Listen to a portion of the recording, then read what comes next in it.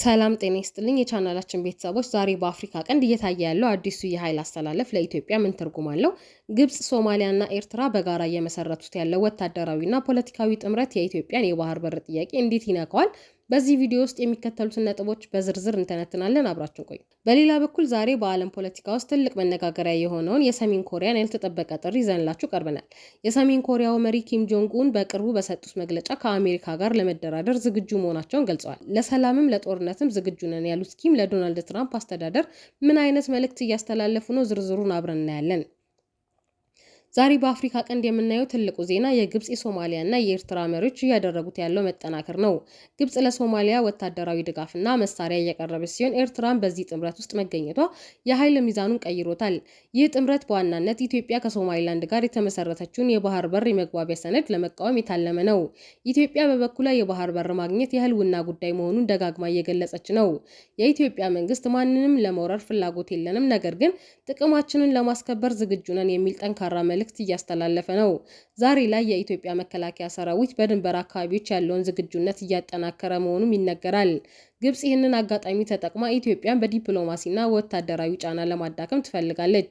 የሶማሊያ መንግስት የኢትዮጵያን ተጽዕኖ ለመቀነስ የውጭ ኃይሎችን ወይም ግብጽን ወደ ቀጠናው እየጋበዘ ሲሆን ኤርትራ ከኢትዮጵያ ጋር የነበራት ግንኙነት እየቀዘቀዘ በመምጣቱ አዳዲስ ወዳጆችን በማፍራት ቀጠናዊ ተጽዕኖዋን ለማሳደግ እየሰራች ነው። ይህ ውጥረት ወደ ቀጥተኛ ግጭት ያመራል ወይ የሚለው የብዙዎች ስጋት ነው። የአፍሪካ ህብረትና የተባበሩት መንግስታት በሰላማዊ መንገድ እንዲፈታ ጥሪ እያቀረቡ ቢሆንም የጦር መሳሪያ ዝግጅቱና የቃላት ጦርነቱ ግን እየተጋጋለ ነው። ኢትዮጵያ ከሶማሊላንድ ጋር የተፈራረመችው የመግባቢያ ሰነድ በተግባር እንዳይውል እነዚህ ሀገራት ከፍተኛ እንቅፋት ሊሆኑ ይችላሉ። ይህም የኢትዮጵያን የኢኮኖሚ እድገትና የገቢ ወጪ ንግድ ፍሰት ሊያዘገየው ይችላል። ግብጽ በሶማሊያና በኤርትራ በኩል የምታገኘውን ተጽዕኖ ተጠቅማ ኢትዮጵያ በግድቡ የውሃ ሞላልና አለቃቀቅ ላይ የራሷን ፍላጎት እንድትቀበል ጫና ልታደርግም ትችላለች። ይህ ጥምረት ለኢትዮጵያ ቀይ መብራት ነው። ኢትዮጵያ ይህንን ተጽዕኖ ለመቀልበስ ሁለት አማራጮች አሏት።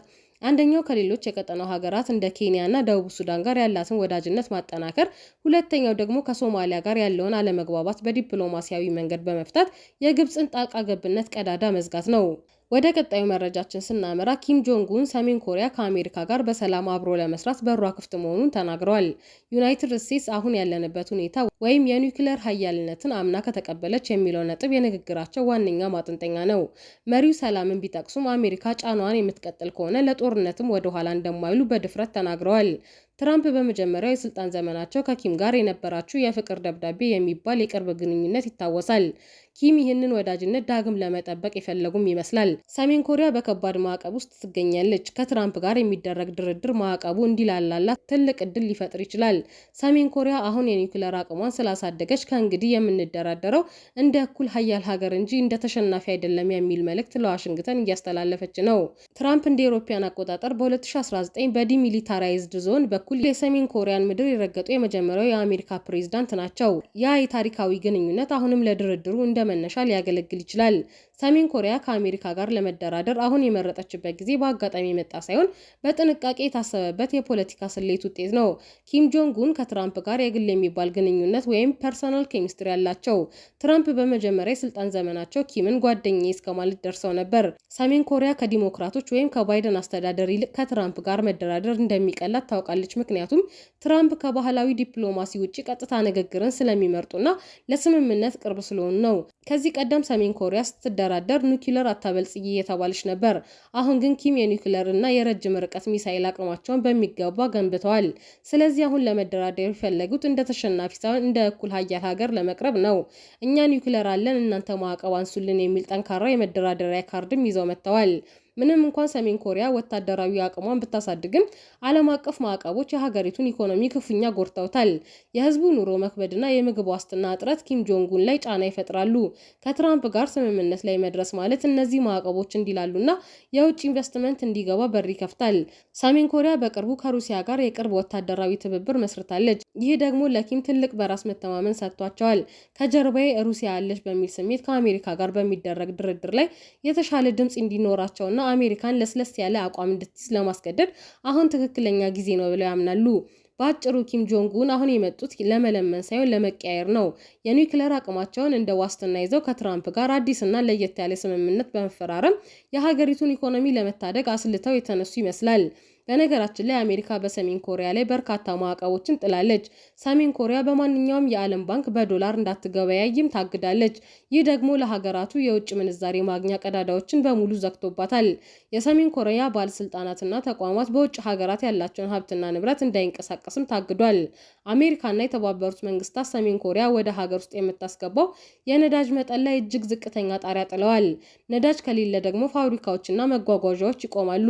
ሰሜን ኮሪያ ዋና የገቢ ምንጯ የሆኑትን ከሰል፣ ብረት፣ የባህር ምግቦችና ጨርቃ ጨርቅ ወደ ውጭ እንዳትልክም ታግዳለች። ይህ በቢሊዮን የሚቆጠር ዶላር አሳጥቷታል። ሰሜን ኮሪያ ዜጎቿን ወደ ውጭ ሀገራት እንደ ሩሲያና ቻይና በመላክ የምታገኘው የደሞዝ ድርሻ እንዳይኖር ተከልክሏል። ቀደም ሲል ይህ ለኪም መንግስት ትልቅ የገቢ ምንጭ ነበር። ለኪም ጆንግ ኡን እና ለባለስልጣኖቻቸው የሚገቡ ውድ መኪኖች፣ ጌጣጌጦችና የቅንጦት ዕቃዎች ወደ ሀገሪቱ እንዳይገቡም ተከልክሏል። ይህ በባለስልጣናቱ ዘንድ የውስጥ ቅሬታ እንዲፈጠር ለማድረግም የታለመ ነው። የደቡብ ኮሪያ ምላሽ ለዚህ ዜና እጅግ ወሳኝ ነው። ምክንያቱም ማንኛውም በአሜሪካና በሰሜን ኮሪያ መካከል የሚደረግ ስምምነት ቀጥተኛ ተጽዕኖ የሚያርፈው እዚያው ጎረቤት ሀገር ላይ ነው። ደቡብ ኮሪያ የኪም ጆንግ ኡንን መግለጫ በሁለት ተቃራኒ ስሜቶች ነው የምታየው። ጦርነት ቢነሳ ቀጥተኛ ሰለባ የምትሆነው ደቡብ ኮሪያ ስለሆነች፣ አሜሪካና ሰሜን ኮሪያ በጠረጴዛ ዙሪያ መነጋገራቸው ውጥረቱን ይቀንሰዋል የሚል እምነት አላቸው። የንግድና ኢኮኖሚ እንቅስቃሴዎች ለምሳሌ የድንበር ላይ ግንኙነቶች ዳግም ሊያንሰራሩ ይችላሉ የሚል ተስፋ አለ። ትራምፕ አሜሪካ ፈርስት ወይም አሜሪካ ትቅደም የሚል ፖሊሲ ስላላቸው የደቡብ ኮሪያን ደህንነት አሳልፈው በመስጠት ከኪም ጋር ብቻቸውን ሊስማሙ ይችላሉ የሚል ስጋትም አለ። ትራምፕ ቀደም ሲል በደቡብ ኮሪያ ያለው 30 ሺህ የአሜሪካ ጦር ወጪው ይበዛብናል፣ መወጣት አለብን የሚል ሀሳብ ነበራቸው። ይህ ከሆነ ደቡብ ኮሪያ ለሰሜን ኮሪያ ጥቃት ተጋላጭ ትሆናለች። እዚህ ጋር ነው ትልቁ ጨዋታ ያለው። ደቡብ ኮሪያ አሜሪካን ያለኛ ፈቃድ ከኪም ጋር አትስማሚ እያለች ነው። በሌላ በኩል ደግሞ ሰሜን ኮሪያ አሜሪካን የምታማልለው ከደቡብ ኮሪያ ጋር ያላችሁ ወታደራዊ ልምምድ አቆሙ በሚል ቅድመ ሁኔታ ሊሆን ይችላል። ይህ ደግሞ በሴኡል እና በዋሽንግተን መካከል አለመግባባት ሊፈጥር ይችላል። ሰሜን ኮሪያ ኒኩለሯን ሙሉ በሙሉ ካልፈታሽ ድርድር ትርጉም የለውም የሚል ጠንካራ አቋም አላቸው። ስለዚህ ትራምፕ ለኪም ለስለስ ያለ አቋም ካሳዩ በደቡብ ኮሪያ እና በአሜሪካ መካከል ያለው የቆየ ወዳጅነት ሊሻክር ይችላል። ውድና የተከበራችሁ የመስታወት ሚዲያ አድማጭ ተመልካቾቻችን ቪዲዮ ጠቃሚ ሆኖ ካገኛችሁ ቻናላችንን ሰብስክራይብ፣ ላይክ፣ ሼር በማድረግ ቤተሰብ ይሁኑ። ለዛሬ ያዝንላችሁ መረጃ ይህን ይመስላል። በሌላ መረጃ እስክንገናኝ በቸር ቆዩን።